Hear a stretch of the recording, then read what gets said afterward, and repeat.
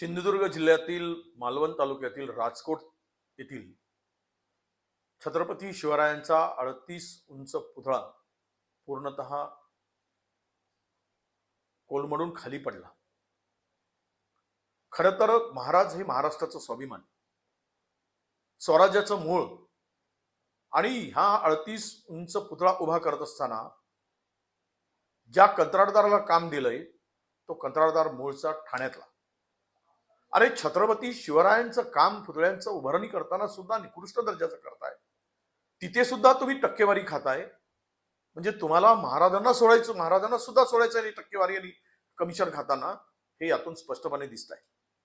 ही दलाली आहे।